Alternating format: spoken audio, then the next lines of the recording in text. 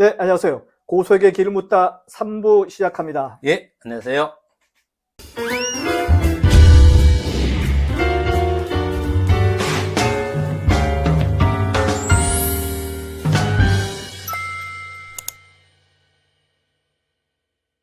네, 안녕하세요.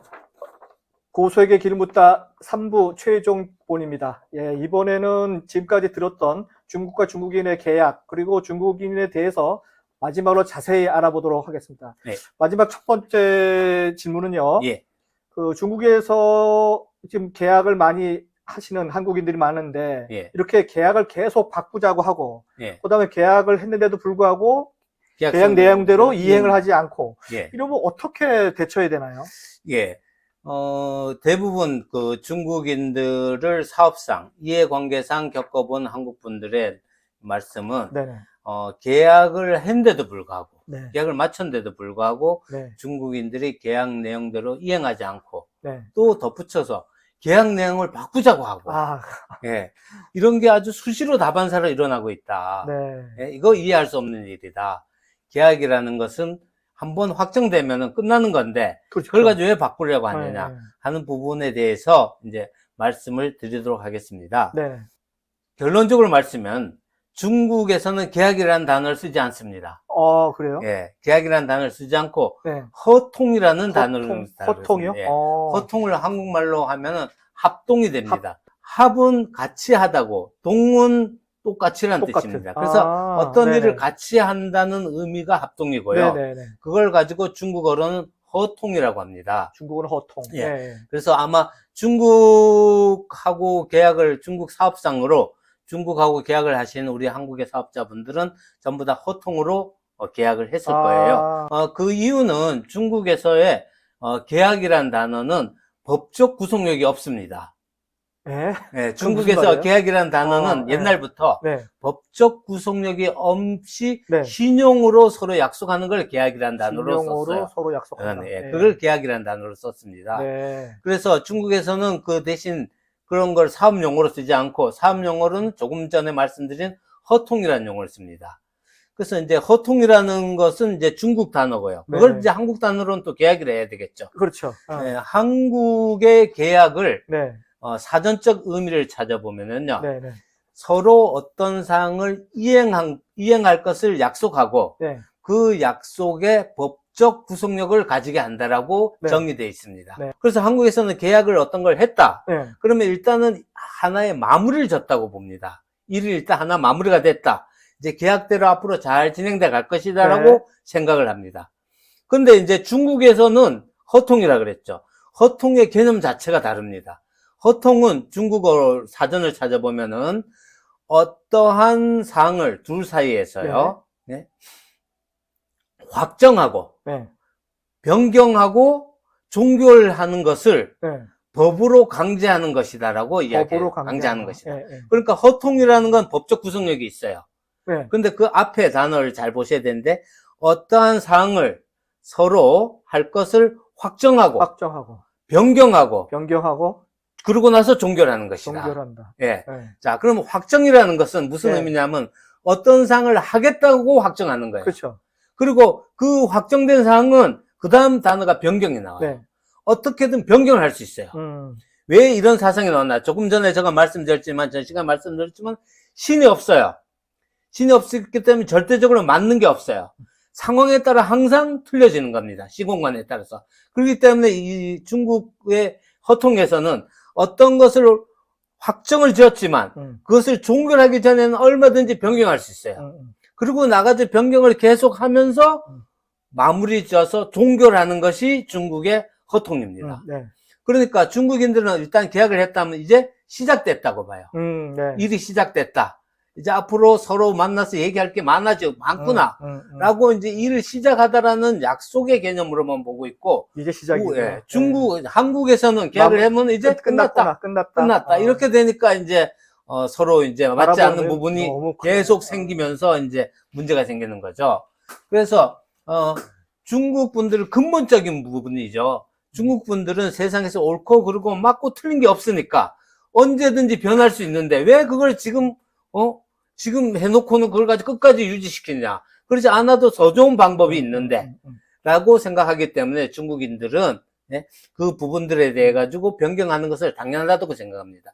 또 그게 어떤 시각에 따라서는 합리적일 수도 있고요. 또 불합리할 수도 있죠. 김 작가님의 의견을 쭉 들으면서 예. 이런 생각을 해봐요.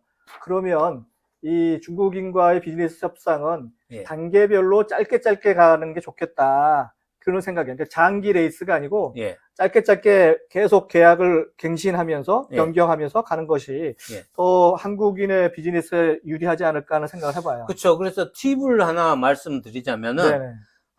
처음 시작할 때 패를 다 보이면 안 된다. 음, 우리는 물론 이제 상담을 하거나 협상을 할 때 패를 다 안 보이죠. 그러다가 계약 순간에 우리가 패를 보여주면서 또 얻을 걸 얻지 않습니까? 그렇죠. 그렇게 해서 마무리를 짓는데 중국인들의 상담 방법에는 그 뒤에 아직 패가 더 많이 남아있다는 거죠. 그렇죠. 아직 계약하고 나서도 계속 할 게 많으니까. 그래서 그 부분을 우리가 염려해가지고 염두에 꼭 두고 어떤 계약 부분을 진행해 나가면 좋겠습니다. 잘 기억해 두시고요. 중국인과의 그 비즈니스 협상에서는 상당히 고도의 그 기획력과 시간을 요한다는 생각을 해봅니다. 지금 쭉 김 작가님의 그 얘기를 쭉 들으면서 또 생각나는 거는 한국인들이 중국인을 이상하게 이해하지 못하는 부분이 있듯이 예. 거꾸로 중국인도 한국인의 어떤 행동 양식이 이해하지 못하는 부분이 분명히 있을 것 같아요. 그런 부분들 많죠. 저한테 얘기해 그죠? 주신 한 사례를 한번 좀 해주시죠. 저한테 주어진 시간이 많지 않으니까, 어떤 사회 구조 부분에 대해서 말씀드리겠습니다. 중국인들이 한국에 대해서 가장 이해하지 못하는 부분은 한국의 공무원 시험 제도입니다. 그거요? 공무원 시험이요? 공무원 시험 제도입니다. 왜요? 근데 사실 공무원 시험은 옛날 과거 제도였죠. 과거 제도는 중국 수나라에서부터 시작됐거든요. 그래서 우리나라가 고려시대 때 그걸 받아들였어요. 그래서 우리나라의 과거 제도가 지금은 공무원 시험제였죠. 그런데 이제 두 나라가 그 과거 제도를 운영하는 방식이 전혀 달랐어요. 과거에도 달랐고 지금도 다릅니다. 한국 공무원 제도에 보면은 한국 공무원은 국가직하고 지방직을 채용을 합니다. 그래서 이제 필기 시험을 먼저 보는데요. 그러면은 필기 시험을 보고 나서도 면접을 보지 않습니까? 그때 한국에서 국가직의 경우에는 100명을 뽑는다, 공무원이 필요한다 하면은 약 한 140명을 뽑습니다. 그래서 40%가 면접을 보면서 걸러지는 거죠. 뭐 더 많이 뽑을 수도 있고요. 그리고 지방직 같은 경우에는 100명을 뽑는다면 10%를 더 뽑습니다. 110%를 뽑아가지고 면접을 통해서 공무원 시험 최종 합격자를 내죠. 그렇지만 우리 한국에서는 면접이 차지하는 비중이 그렇게 크지 않습니다. 예를 들어서 내가 어떠한 공무원 시험을 합격했다. 그렇게 하면은 시험에 합격하면은 그건 필기 시험에 합격하면 거의 다 100% 합격된 걸로 생각해요. 우리는 거의 그렇게 생각하고 면접이란 과정도 특별하게 정신적인 이상이 있는가, 뭐 신체적으로 아주 큰 이상이 있는가, 뭐 이런 부분만 체크하는 거예요. 근데 중국에서는 틀려요. 공무원 시험을 볼 때 100명이 필요하면은 필기 시험의 3배수 300명을 합격시킵니다. 그리고 300명을 면접을 봐서 최종적으로 100명을 뽑아요. 그러니까 오히려 중국에서는 필기 시험보다도 면접이 비중이 더 큰 거예요. 우리하고 좀 다르죠. 면접 비중이 더 큰 거예요. 그래서 물론 이 면접 비중이 크기 때문에 물론 거기에서의 비리의 요인은 분명히 들어갈 수 있습니다. 그렇지만 그 중국에서 3배수를 뽑는 이유는 사람의 지식 외에 그 알고 있는 지식 외에 그 사람의 품성을 체크하는 기회를 갖는다는 거죠. 중국에서는. 그래서 그들의 제도에서는 품성이 지식보다 오히려 더 중요하다. 인간 됨됨이가. 그렇기 때문에 그 중국에서는 현재도 공무원 시험에 3배수를 뽑아서 국가 지도자가 되는 사람들을 추려서 품성을 보는 시각을 가지고 있습니다.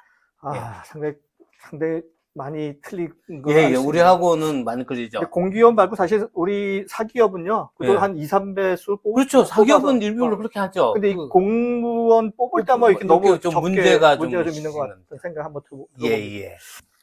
그렇다면 이제 예. 공무원 시험에 대해서 좀 유아하게 생각하는 중국인 많다고 예. 하는데 뭐 다른 사례가 또 있나요? 예, 공무원 시험 제도가 또 다른 부분이 있는데요. 이거는 조금 전에 말씀드린 것보다 더 다를 겁니다. 네. 우리나라는 공무원들이 9급에서 1급까지. 네네. 그런데 중국에서는 네. 초급, 중급, 고급으로 이렇게 분류합니다. 세 가지예요? 예. 세 단계? 예, 세 단계로 분류합니다. 그리고 우리나라에서는 공무원 시험을 보면 9급 공무원이 있고, 7급 공무원이 있고, 5급 공무원이 있습니다. 이게 행정, 법원, 그죠? 외교, 모두 다 국가행정국 고시는 그렇죠. 이렇게 돼 있습니다. 그렇죠. 예. 근데 중국에서는 아까 제가 초급, 중급, 고급 이렇게 세 네. 단계로 나눠져 네, 있잖아요.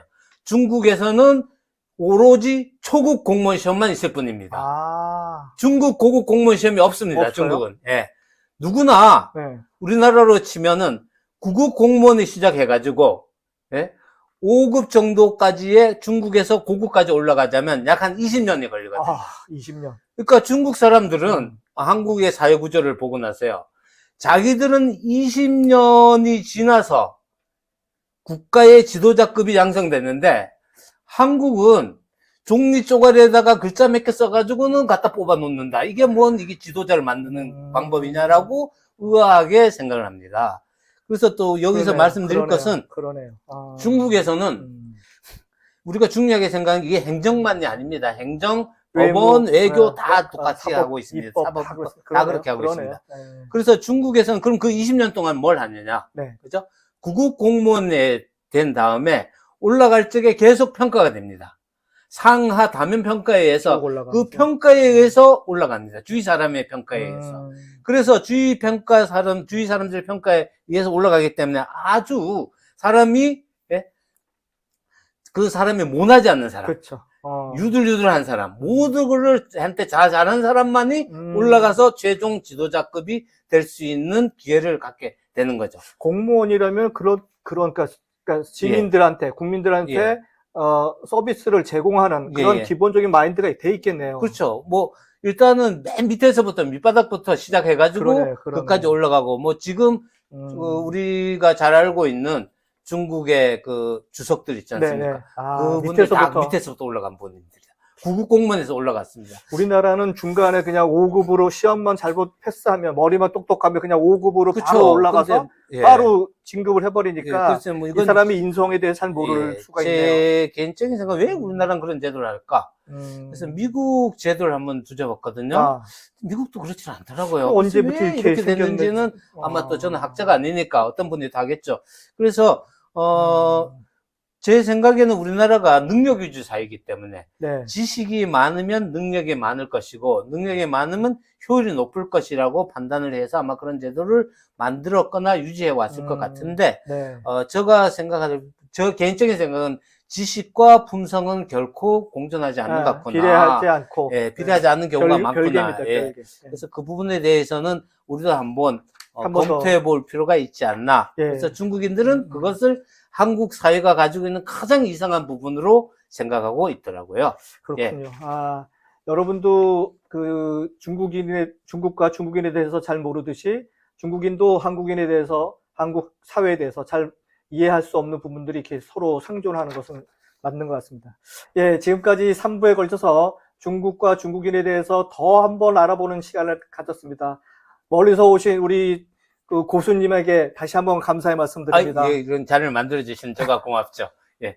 예, 시청자 여러분, 그 중국과 중국인에 대해서 더 의문이 있으신 분은 개인 이메일 저자님의 이메일을 다시 적어 놓을 테니까 문의사항 있으면 이메일 해주시기 바랍니다. 네, 오늘 3부까지 장시간 너무 좋고 금과 옥자 같은 그 귀중한 정보를 우리들에게 알려주신 우리 고수님 감사합니다. 다음 시간에 또 뵙도록 하겠습니다. 예, 감사합니다. 안녕히 계십시오.